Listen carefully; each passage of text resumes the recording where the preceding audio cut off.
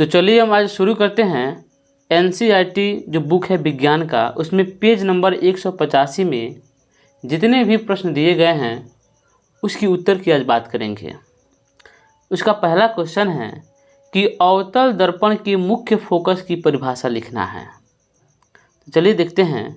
अवतल दर्पण का मुख्य फोकस मुख्य अक्ष पर एक ऐसा बिंदु है जहां पर दर्पण के मुख्य अक्ष के समानांतर प्रकाश जो किरणें हैं वो परावर्तन के पश्चात जहां मिलती है ना, वही फोकस कहलाती है, यानी वही फोकस है। यहाँ पे चित्र के माध्यम से हम समझने का प्रयास करेंगे। यहाँ देखिए इसका चित्र दिया गया है। एम डैश और एम क्या है? अवतल दर्पण है। और सी से पी के बीच को क्या कहते हैं हम लोग? मुख्य अक्ष कहते हैं। जिसके बीच में क्या है? एफ है। इसी को क्या कहते हैं? मुख्य फोकस कहते हैं। और इसी का परिभाषा देना है। तो वही बात बोल रहा था कि अवतल दर्पण का मुख्य फोकस मुख्य अक्ष पर एक ऐसा बिंदु है जहाँ से मुख्य अक्ष है ना, इसके समानांतर जितने भी किरणें आती है ना, सभी दर्पण से टकराने के बाद इसी एफ से होकर गुजरती है। इसी को हम लोग क्या कहते हैं? मुख्य फोकस कहते हैं। यानी मुख्य अक्ष के समानांतर जितने भी किरणें आएगी सभी दर्पण से टकराने के बाद इसी फोकस से होकर गुजरेगी। यही क्या है? हमारा मुख्य फोकस है। ठीक है, तो आइए दूसरा क्वेश्चन की बात करते हैं। ऐसे में भी हम इस 2 नंबर क्वेश्चन को पहले भी बता चुके हैं। देखिए, एक गोलीय दर्पण की वक्रता त्रिज्या 20 सेंटीमीटर है, तो इसकी फोकस दूरी क्या होगी? काफ़ी इम्पोर्टेंट है और काफ़ी इजी भी है। इसमें सबसे पहले आपको ये जानना है कि आर कितना दिया हुआ है? 20 सेंटीमीटर। जहाँ हमने क्या कर दिया? आर बराबर 20 सेंटीमीटर लिख दिया। क्या ज्ञात करना है? एफ ज्ञात करना है। लेकिन मेन पॉइंट इसमें यही है कि एफ बराबर r/2, इसी सूत्र को याद करना। इसी सूत्र को हम कैसे याद करेंगे? हम जानते हैं ना कि जो C और P के बीच जो डिस्टेंस होती है ना, दूरी होती है, उसी को क्या कहते हैं? वक्रता त्रिज्या कहते हैं। और उसकी आधी दूरी को क्या कहते हैं? F कहते हैं, यानी फोकस दूरी कहते हैं। तो हमेशा क्या होता है? फोकस वक्रता त्रिज्या की आधी होती है। तो F बराबर r/2 और r जहाँ है उसी के सामने हमने 20 सेंटीमीटर लिख दिया, बटे में 2 लिख दिया। इसको कटाएंगे तो हमारा आंसर क्या हो जाएगा? 10 सेंटीमीटर हो जाएगा।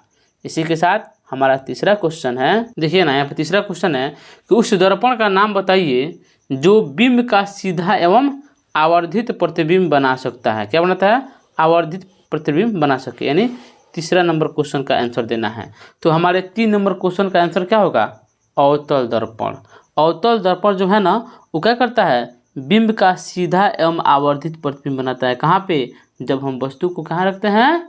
फोकस और ध्रुव के बीच रखते हैं, तो क्या होता है? काफ़ी ही आवर्धित प्रतिबिंब बनता है। तो उसका नाम क्या हो गया? अवतल दर्पण हो गया। आज का लास्ट क्वेश्चन है। देखिए, काफ़ी इंपॉर्टेंट है क्वेश्चन। देखिए कितना वर्ष पूछा है? 1 2 3 4 वर्ष पूछा है। लेकिन अगले यानी 2024 के लिए भी क्या है? इम्पोर्टेंट है। याद रखिएगा, इस क्वेश्चन को कई तरीक़ा से पूछ सकता है। पहला बात में पूछ सकता है कि हम वाहनों में उत्तल दर्पण को पश्च यानी पीछे के दृश्य को दर्पण के रूप में वरीयता क्यों देते हैं? यानी पीछे की चीज़ को देखने के लिए हम क्यों यूज करते हैं? अथवा मोटर गाड़ी में साइड मिरर के रूप में प्रायः किस प्रकार के गोलीय दर्पण का उपयोग किया जाता है? यानी इस क्वेश्चन को 2 तरीक़ा से पूछ सकता है। तो हम एक क्वेश्चन याद करेंगे, दोनों का आंसर वहीं हो जाएगा। सबसे पहले हम उत्तल दर्पण के बारे में कुछ जान लेते हैं। देखिए, उत्तल दर्पण क्या होता है? हमेशा सीधा प्रतिबिंब बनाता है और क्या बनाता है? हमेशा छोटा बनाता है। छोटा बनाता है, इसी के कारण ना हम पीछे के वाहनों को आसानी से देख लेते हैं और सीधा देख लेते हैं। तो आइए देखते हैं। उत्तल दर्पण का उपयोग सामान्यतः वाहनों के पश्च दृश्य के दर्पण के रूप में करते हैं। इनमें ड्राइवर अपने पीछे के वाहनों को देख सकते हैं, जिससे वे सुरक्षित रूप से वाहन चला सकें। उत्तल दर्पणों को इसलिए भी प्राथमिकता देते हैं क्योंकि क्या है? ये हमेशा सीधा प्रतिबिंब बनाते हैं, अभी न बताए हैं। लेकिन वह छोटा होता है।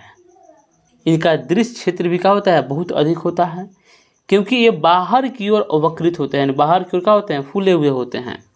समतल दर्पण की तुलना में उत्तल दर्पण क्या होते हैं? ड्राइवर को अपने पीछे के बहुत से क्षेत्र को देखने में समर्थ बनाते हैं, इसीलिए क्या होते हैं? वो हमारे लिए बेहतर होते हैं और हम आसानी से गाड़ी को चला सकते हैं बिना पीछे मुड़े।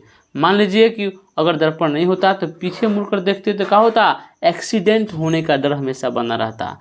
अब हमको दर्पण के माध्यम से आराम से हम सीधे देखकर, केवल दर्पण में देखकर आसानी से सुरक्षित से गाड़ी को चला सकते हैं। ठीक है, तो चलिए आज के लिए इतना ही। इस पेज के 4 क्वेश्चन थे और हमने चारों क्वेश्चन को आपके सामने रख दिए। ठीक है, कल फिर मिलेंगे अगले पेज के क्वेश्चनों के साथ।